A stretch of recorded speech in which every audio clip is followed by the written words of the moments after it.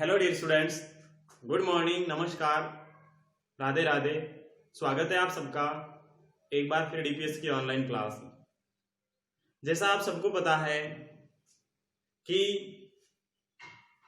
हम पिछले 1.5 मंथ से साइंस सब्जेक्ट पढ़ रहे हैं। उसमें काफ़ी चैप्टर हमने पूरे किए हैं। जैसे मैं सारे का नाम नहीं लेना चाहूँगा क्योंकि आप सबको पता है। आज आपको पता हो तो हमारा चैप्टर नंबर चल रहा है, ऐसे 4th नंबर ही चल रहा है, ऐसे ही कहो। हाँ, और वो कौन सा है? एक कॉमन सा टॉपिक है, grouping of materials. Grouping of materials, उसके हम प्रॉपर्टीज पढ़ रहे थे किसी भी मटेरियल्स की, जिसमें हमने 7-8 प्रॉपर्टीज पढ़ ली है और 2 ही प्रॉपर्टी बची, अब ज्यादा बची नहीं है। एक तो 9 नंबर पर है, हम पढ़ेंगे ट्रांसपेरेंसी, यानी कि पारदर्शकता। ट्रांसपेरेंसी का मीन्स होता है पारदर्शी, यानी कि पारदर्शकता का गुण पढ़ेंगे। उसके बाद में एक और प्रॉपर्टी हमारी बचेगी और वो होगी हीट के विरुद्ध कंडक्शन, कंडक्शन ऑफ हीट। ठीक है, उम्मीद है आपसे, आपने कल संडे को टेस्ट दिया होगा, अवश्य ही आपने अच्छे मार्क्स प्राप्त किए होंगे, ऐसी उम्मीद करता हूं। आपका टेस्ट का जो भी एनालिसिस होगा, कोई भी अगर जो भी विश्लेषण होगा, वो विश्लेषण हम कल की क्लास में करेंगे। ट्यूसडे की क्लास होगी कल हमारी, उसमें करेंगे। इफ हमारे पास में अगर आपकी आंसर शीट मिल गई तो ही कर पाएंगे, अन्यथा तो नहीं कर सकते। ठीक है ना? अब बाकी मैं बात करता हूं। देखो, हम पढ़ रहे थे, क्या पढ़ रहे थे? PROPERTIES, properties of METERIALS, materials पढ़ रहे थे। उसमें नंबर 1 to हमने फर्स्ट टू 8 नंबर तक हमने पढ़ ली है। आज 9 नंबर की प्रॉपर्टी पढ़ रहे हैं और वो है बेटा ट्रांसपेरेंसी, PARENCY। ट्रांसपेरेंसी का हिंदी अर्थ होता है पारदर्शकता। क्या होता है? ऐसे कहूं तो पारदर्शी। क्या? पारदर्शी। अब पारदर्शी का मीन्स आप समझते होंगे ना। देखो बेटा, ये गुण क्या होता है, आप क्या देखते हो, जो सारे मटेरियल्स होते हैं, कुछ ऐसे पदार्थ होते हैं, उस पदार्थ में से आप अगर देखते हो तो आपको क्लियरली उसके दूसरी ओर देख सकते हो, यानी आर पार देख सकते हो आप। कुछ ऐसे मटेरियल्स होते हैं जिसके आप अदर साइड में देख सकते हो, दूसरी तरफ से देख सकते हो। जैसे देखो, ग्लास होता है, कांच होता है ना, कांच ग्लास होता है। वो ग्लास अगर आपकी आगे कर दो तो ग्लास आगे कर दूंगी, फिर भी आपको बैक साइड में कंप्लीटली पूरा क्लियरली दिखाई देगा कि नहीं देगा? बताओ, देगा। आपके आगे अगर सपोज करो आप पॉलीथीन रख देते हो, ब्लैक पॉलीथीन नहीं, व्हाइट पॉलीथीन रख देते हो, तो आप क्लियरली देख सकते हो या नहीं देख सकते हो? देख सकते हैं सर। तो वो क्या हुआ बेटा? ऐसे मटेरियल्स जिसके माध्यम से आप उसकी दूसरी साइड भी क्लियरली देख सकते हो, वो तो आपका कहलाता है ट्रांसपेरेंट ऑब्जेक्ट। वो सारे ऑब्जेक्ट्स कैसी कहलाती है? ट्रांसपेरेंट ऑब्जेक्ट्स कहलाती है।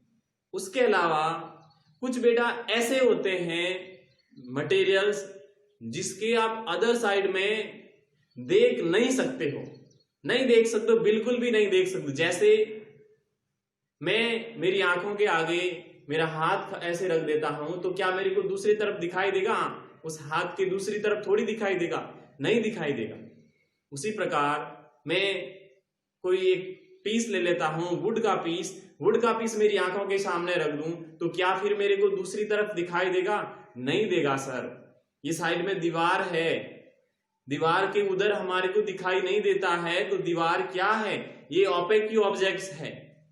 ऐसे मटेरियल्स जिसके माध्यम से हम उसके बैक साइड में दूर नहीं देख सकते हैं, उसको कहा जाता है क्या?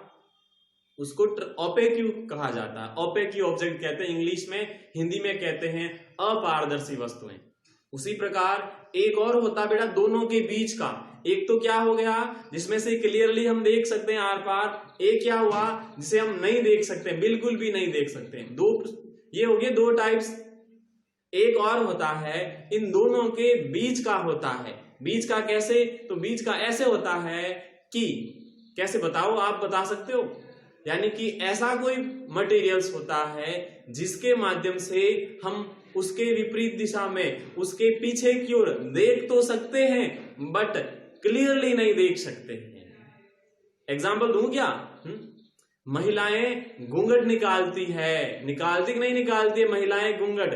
अब महिलाएं घूंघट निकालती है तो घूंघट में से उसको दिखाई तो देगा ना, क्लियरली नहीं दिखेगा पर दिखाई तो देगा। अगर दिखता नहीं तो फिर वो किसी दीवार में तो जाकर के टक्कर नहीं खाती है।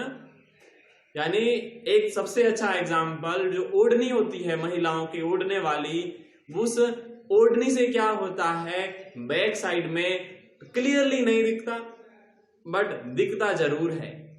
और एग्जाम्पल दूं, ग्राउंडेड ग्लास आता है, आपने देखे होंगे खिड़कियों में ऐसे कांच आते हैं जो हम उसके बैक साइड में देख सकते हैं बट क्लियरली नहीं देख सकते, थोड़ा बहुत दिखाई देता कि हाँ कुछ है पीछे। तो वो बेटा होता है पारभासी कहते हैं हिंदी में तो, और इंग्लिश में कहते हैं ट्रांसल्यूसेंट कहते हैं। क्या कहते हैं? ट्रांसल्यूसेंट कहते हैं। तो देखो ये जो ट्रांसपेरेंसी के आधार पर आप 3 प्रकार में बांट सकते हैं, ठीक है ना। जैसे देखो, when you can see easily through some materials, यानी हम कुछ वस्तुओं के माध्यम से आसानी से देख सकते हैं। then the material is said to be transparent, ऐसे सामग्रियों को पारदर्शक कहा जाता है। और यही जो प्रॉपर्टी होती है ट्रांसपेरेंट की प्रॉपर्टी ही ट्रांसपेरेंसी कहलाती है। जबकि when you cannot see through some materials, जबकि कुछ वस्तुओं के माध्यम से आप दूसरी ओर कुछ भी नहीं देख सकते हो, ऐसे मटेरियल्स को ओपेक्यू कहा जाता है, अपारदर्शी कहा जाता है। और ऐसी जो प्रॉपर्टीज होती है उसको ओपेसिटी कहा जाता है, उदाहरण के लिए we can see through glass, आप कांच के माध्यम से देख सकते हो बट नॉट थ्रू वुड और मेटल प्लेट, जबकि आप लकड़ी के माध्यम से नहीं देख सकते हो या आप किसी धातु की प्लेट के माध्यम से नहीं देख सकते। Do you know why? ऐसा क्यों होता है? क्या आपने कभी जाना है? दिस इज बिकॉज, यह ऐसा इसीलिए होता है कि light can pass through glass, जो कांच होता है उसमें से लाइट होती है ना, वो उसके अंदर से दूसरी ओर पास कर जाती है, गुजर जाती है, बट नॉट थ्रू वुड और मेटल। जबकि लकड़ी होती है या कोई मेटल होता है तो उसके आर पार नहीं निकलती है, depending on the amount of light that can pass through them. Depending on the amount of light, यह किस पर निर्भर करता है? यह प्रकाश की मात्रा पर निर्भर करता है। That can pass through them, जो कि उनके माध्यम से निकल जाती है। Substance are classified into 3 groups, पदार्थों को 3 समूहों में बांटा जा सकता है। First transparent, most of the light can pass through, उसमें से अधिकांश प्रकाश दूसरी ओर गुजर जाता है। ओपेक्यू में no light pass through them, उसके अंदर से कोई प्रकाश नहीं निकलेगा। एंड ट्रांसपेरेंट में can pass through partially, partially का मींस आंशिक रूप से, थोड़ा बहुत, उसमें से थोड़ा बहुत प्रकाश निकल जाता है, बाकी पूरा प्रकाश नहीं निकलता है। इस कारण से उसको ट्रांसल्यूसेंट कहते हैं। तो हमने ट्रांसपेरेंसी में कितने पढ़े हैं? 3 पढ़े हैं। कौन कौन से? नंबर 1 पे ट्रांसपेरेंट पढ़ा, नंबर 2 पे क्या पढ़ा? तो ओपेक्यू पढ़ा, और नंबर 3 पर क्या पढ़ा? ट्रांसल्यूसेंट पढ़ा। अब देखते हैं आगे 10 नंबर की प्रॉपर्टी। 10 नंबर की प्रॉपर्टी है conduction of heat, CONDUCTION, conduction of heat. Heat का मीन्स क्या? उष्मा होता है सर। क्या होता है? उष्मा होता है। होता क्या बेटा उष्मा? हाँ, क्या होता उष्मा? पता है किसी को? हाँ, हमारे को पढ़ना है कि कंडक्शन ऑफ हीट यानी कि उष्मा का चालन। कंडक्शन का मीन्स चालन होता है, तो उष्मा का चालन हमारे को पढ़ना है। देखो क्या होता है उष्मा? उष्मा होता है, हम किसी पदार्थ को, आपको पता हो तो गर्म करते हैं गर्म किसी पदार्थ को। जब बेटा हम पदार्थ को गर्म करते हो तो वो पदार्थ गर्म हो जाता है। तो जो पदार्थ गर्म हो जाता है वही तो हीट है। हीट किसको कहते हैं? गर्मी को ही तो हीट कहते हैं, गर्मी को ही हीट कहा जाता है। जैसे किसी पदार्थ को गर्म किया आपने तो वो गर्म होगा, तो यही बेटा हीट है। तो आपको करना है, देखो, observe the cooking vessels in your kitchen. आपके रसोई घर के अंदर, आपके किचन में जो कुकिंग वेसल्स होते हैं, कुकिंग वेसल्स यानी खाना बनाने वाले बर्तन होते हैं, उसका हैंडल किस प्रकार का बना होता है? कि हैंडल तो गर्म ही नहीं होता है सर, और वो गर्म हो जाता है। आप खाना बनाते हो रसोई के अंदर, जैसे चाय बनाने का ही ले लो बर्तन, उसका हैंडल बेटा गर्म नहीं होता है बल्कि वो गर्म हो जाता है। अब क्यों नहीं होता है? क्योंकि प्लास्टिक है, प्लास्टिक गर्म नहीं होता है, और मेटल होता, कोई धातु होती, उसके अंदर हीट चलती है। तो why are the handles made of wood और plastic and not of metal, यानी ऐसा होता है कि या तो हैंडल लकड़ी का बनाया जाता है या हैंडल प्लास्टिक का बनाया जाता है। ऐसा क्यों होता है? ऐसा इसीलिए होता है कि वुड और plastic does not allow heat of pass through them easily, कि लकड़ी या प्लास्टिक होता है वह उनके माध्यम से, वह उनके अंदर से उष्मा को जाने नहीं देता है। इसीलिए हैंडल्स जो होते हैं हॉट नहीं होते हैं, यानी गर्म नहीं होते हैं। जब हम खाना बनाते हैं तो उसमें से हीट नहीं जाती, उसमें उष्मा निकलती नहीं है, तो कैसे गर्म होगा वो? Such materials are bad conductor of heat, ऐसे मटेरियल बैड कंडक्टर कहलाते हैं, यानी उष्मा के कुचालक कहलाते हैं। बैड का मीन्स कम होता है, कंडक्टर मीन्स चालक, उष्मा के कम चालक कहलाते हैं। उसके आगे देखो, metals allow heat to pass through them, metal जो होते हैं वो उनके माध्यम से पास, हीट को पास करने देते हैं। ऐसा क्यों होता है कि कुकिंग वेसल्स होते हैं वो धातुओं के बने होते हैं, और धातुओं के अंदर, मेटल्स के अंदर क्या होता है कि मेटल के अंदर हीट कंडक्शन होता है। तो यही कारण होता है कि हमारे खाने के जो बर्तन होते हैं, पकाने के बर्तन जो होते हैं हमारे रसोई घर में, वो बेटा मेटल्स के बने हुए होते हैं। However, if the handles are also made of metal, they would become too hot to hold. Metals are good conductor of heat. यानी यदि हैंडल भी उस मेटल का ही बना देते, अगर हम हैंडल होता है उस बर्तन का, अगर वो हैंडल भी हम मेटल का बना देते तो क्या होता? वो गर्म हो जाता ज्यादा, और अगर ज्यादा गर्म होता तो क्या होता? हम उसको पकड़ ही नहीं पाते, और पकड़ते नहीं तो फिर हम चाय कैसे बनाते? पकड़ ही नहीं सकते तो चाय कैसे बनाते बताओ?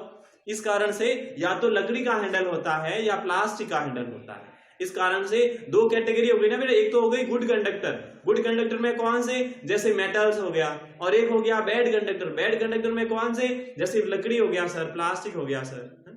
तो according to conductivity of heat, यानी उष्मा की चालकता के अनुसार मटेरियल्स को डिवाइड किया जाता है दो कैटेगरीज के अंदर। टू कैटेगरीज में मटेरियल्स को डिवाइड किया जाता है, एक होता है गुड कंडक्टर, एक होता है बैड कंडक्टर। गुड कंडक्टर कौन सा? कि materials which allow the heat energy to flow through them, materials वे सामग्री विच जो कि अलाउ द हीट, यानी हीट को अनुमति देता है, उष्मा ऊर्जा को अनुमति देता है, टू फ्लो थ्रू देम, उनके माध्यम से गुजरने के लिए ये गुड कंडक्टर होते हैं हीट के। और metals are good conductor of heat, यानी धातुएं उष्मा की अच्छी चालक होती है। बैड कंडक्टर तो materials which do not allow the heat energy to flow through them, यानी ऐसी सामग्री, ऐसे पदार्थ जो कि उनके माध्यम से उष्मा ऊर्जा को निकलने नहीं देते हैं, वो कहलाते हैं बैड कंडक्टर। उदाहरण के लिए most of the liquids are bad conductor, अधिकांश द्रव पदार्थ उष्मा के बैड कंडक्टर होते हैं। जैसे mercury is a good conductor, एक लिक्विड मेटल होता है। For this reason it is used in thermometer, इसी कारण से मरकरी का यूज थर्मोमीटर में किया जाता है। क्यों? क्योंकि मरकरी होता है वो लिक्विड होते हुए भी अच्छा कंडक्टर होता है हीट का, इस कारण से थर्मोमीटर में उसका उपयोग किया जाता है। समझ में आ गया सारा? हाँ, मामला सेट हो गया ना? हाँ, सारा समझ में आ गया फटाक से।